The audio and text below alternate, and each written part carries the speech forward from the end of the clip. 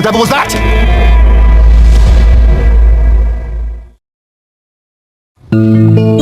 Sounded like it came from upstairs. I'll go see where the hell it came from. Oh, everything's all right. It's nothing to worry about. Just a broken bed is all. A broken bed. Gross.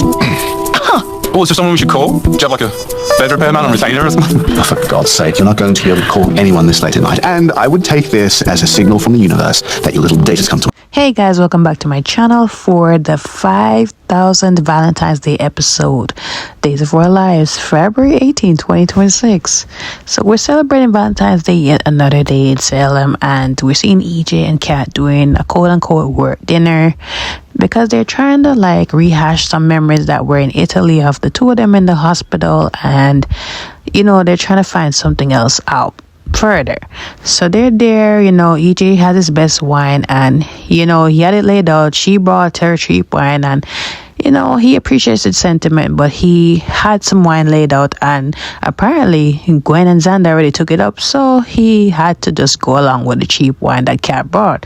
So they're there sitting and eating, and they go forward to him suggesting that she reads some more out of the Wuthering Heights book, and he reminisces about the memory, and before he could really get further into remembering anything else while he was in the hospital, he hears this thunder and crash, and there it is, as in the clip. Gwen and Xander broke the bed, and he was going to investigate what's going on upstairs, and they come in, and they're like, sorry they broke the bed, and of course EJ is gagging at it all, and he's like, maybe this is a sign that the date has come to an end, and Xander and Gwen are still in his face like, oh, come on EJ. So Gwen doesn't care at all. She runs up to the room upstairs, and she buys, gets more wine, and she's like, okay, let's continue breaking some more beds or going into another room. And I'm just saying, boy, Gwen, you are a house guest, but come on, treat the place with some more respect. So after that whole commotion, they sit back down, and Kat is like, you want to read another chapter out of the book? And he said, no, that's enough for the past for me.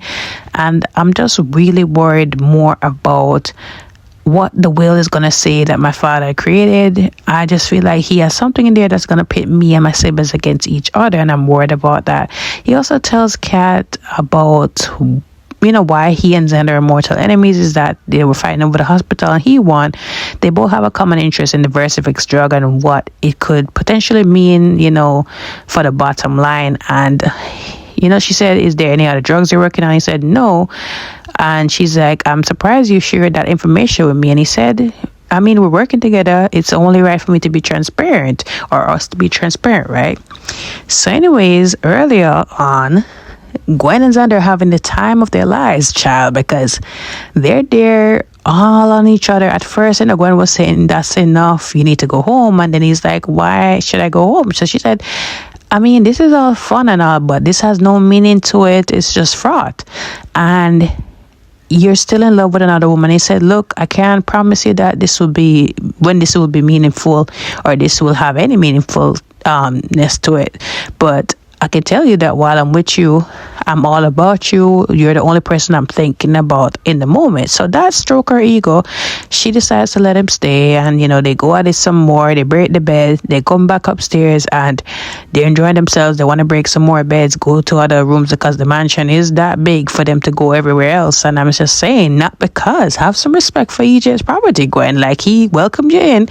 What are you guys doing? But I guess you guys are buzzed over the wine, so you guys are not really clearly thinking. And the fact that Xander's just stroking your ego and he's still in love with Sarah, I would think, she would stick to her self-respect thing and said, oh, Xander, go home, as planned. But I guess all she wanted was for him to just say, oh, I'm all about you, Gwen, and then that allowed him to stay the night. I'm just saying, boy, Gwen, do not play second fiddle if you're gonna go. I like Xander and all, but do not play second fiddle to Sarah or anybody else because of Xander. Like, I get that you still have a thing for him, but don't lose your self-worth or self-respect even further because of Xander. Now, Paulina and Abe, they're on their Valentine's date night as well. I'm surprised that I don't see Alex and Stephanie and Steve and Kayla, because wasn't this the same room they were in for their Valentine's dinner? But anyways, they're there, they're enjoying each other, and they're just giving thanks for all the great moments right now, including Theo's recovery. Theo's on his way. They dropped him off for his day with Jada. And,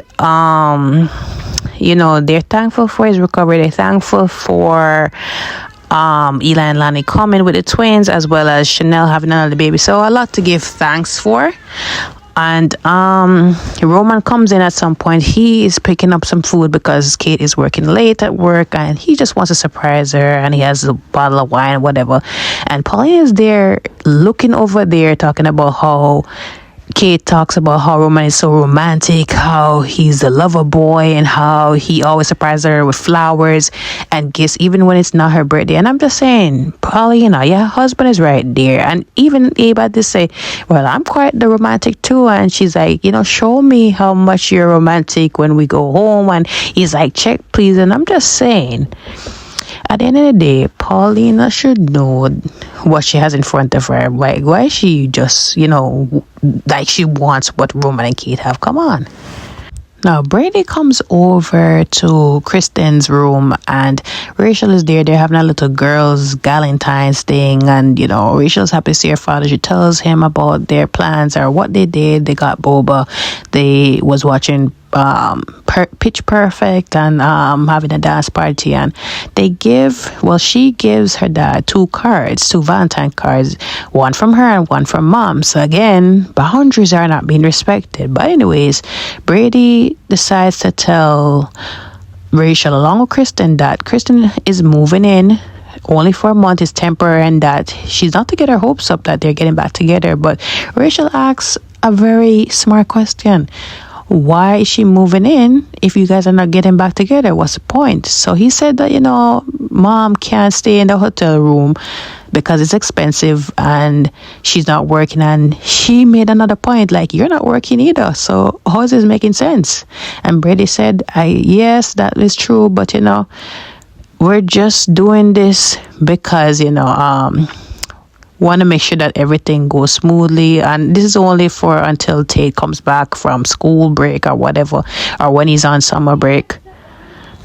So anyways, they talk about them continuing their sleepover. He's about to leave, and they want to stay up late, and Brady's against it, and Kristen is like, come on now, it's a sleepover, don't be a stick in the mud. So she sends her off to shower and get dressed in her PJs, and she and Brady talk. Now Brady lays down the ground rules and said, look, in order for this to happen, for you to move in, you need to sign this agreement that you'll respect my boundaries and you'll leave in a month. So she said, okay, I'll let Melinda look over it in the morning. And said, nope, it's not going to happen unless you sign it tonight so that Justin can file them in the morning. So she said, okay, fine.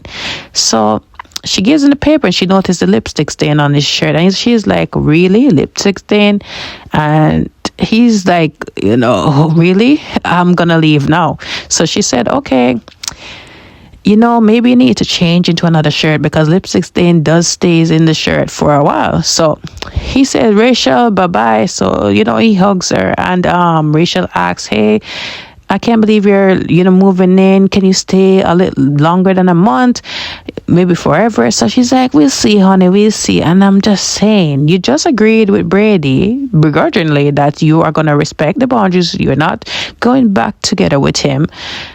Why are you trying to delude this little girl further? But anyways, moving on. Philip and Gabby having a good Valentine's night. They had a good dinner. They went in the ocean to swim, and they're there sitting and reminiscing about the night. And at some point they're kissing, and she hurts Philip in a sense because Philip fails to tell her that he got stung by the jellyfish while they were in the ocean, but he was just trying to play it off, because they had an awesome night, regardless. So she said, you know what, we have to do something about it. Let's go take a shower. You get under some hot water. They made it more romantic. So after that, they shared some wine, and Philip talks to her about Basic Black, and Gabby Sheep maybe seeing something from Basic Black, just making a joke. And she said, we don't really want anything there, not competition to us. So speaking of competition, he tells her a little bit about Titan's financial crisis, that they're struggling right now, and she noticed because they didn't take the private jet to Miami. So he said, it's environmentally friendly and it's better for our bottom line.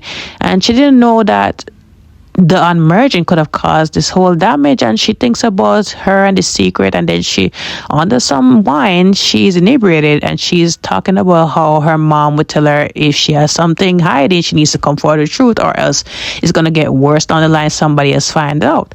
So he's like, that's the same with my father, but why are you talking about it? So she said, no, it's just something about nostalgia, don't mind me, it's just the wine. So they continue to kiss and all that, but I'm just saying, this is not gonna end well, and I really was liking this couple together. Now Theo meets up with Jada. He's late for their date. He meets up with her, and she asks him if he's okay to have their date at the pub, considering that was where he was kidnapped. And he said he's okay. I mean, if he can go into the crib, he can be good at the pub. And she just feels bad because as a commissioner, she should have been able to spot certain things. And he says, look, like at the end of the day, you can't predict everything. That's, you can't have that superpower. I mean, you can be Superwoman, but, I mean, you couldn't predict that happen. You couldn't foresee that happening. And it's fine. So they're just talking about him getting back on his feet and him being able to do this. And he said that he owed her, and they talked briefly about Philip and Gabby being in Miami because they should do a double trivia night together at some point. And this man over here is fantasizing about him and Gabby. They're waiting on their respective partners for this trivia night, and he said his partner's running late, her partner's running late, and she's saying like, why are you looking at me, Theo? And Theo's like, because you're so beautiful and I want to kiss you. And when she asks about his date, he's like, I don't care. And he's leaning in for a kiss, and Jada wakes him up, and Jada's like, Theo, are you okay? Are you sure you're okay here? And he said, yes, it's fine here, but you know what? I'm going to focus on you and only you. And she says likewise. So they wrap up their date and they go outside, and he said that he cannot drive it because of his recovery. And she said, let me drive you home. It was a fantastic night. And they kiss. And I'm just saying, this boy is not 100% interested into Jada only. And this is going to be a whole mess because he has a crush, a thing for Gabby. I don't know why he has a thing for older women. Like, I get, Gabby's smoking hot, Jada's smoking hot, but Lord, it's like he's into cougars or something. Like, isn't Theo in his 20s and Jada in their late 30s? Like, come on now. Like, Jada needs a more mature man to handle her, somebody that's gonna be interested in only her, like only has crushes on her, because the way how he's acting is not really mature. Like, why would you be on a date with somebody else and you're there fantasizing about another person? I don't understand. But anyways, guys, comment below your thoughts on today's episode. That is it for today. Don't forget to like, follow, and subscribe to my channel. I will see you guys tomorrow.